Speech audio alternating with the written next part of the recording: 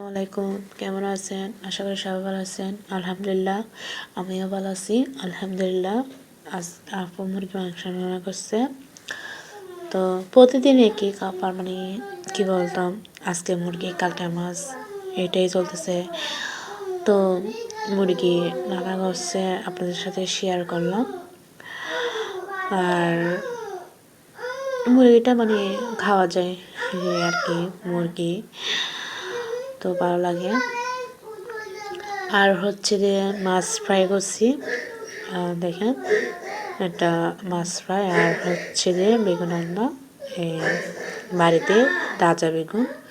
তো বেগুন রান্না, বেগুন কষাচ্ছে আর কি। তো বেগুন কালারটাই আসেনি সুন্দর।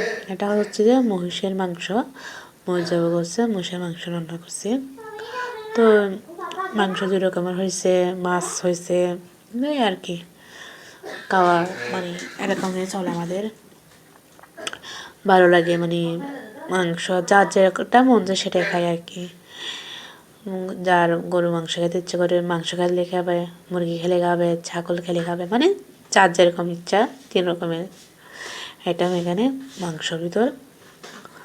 তো আপনাদের সাথে শেয়ার করলাম আর কি।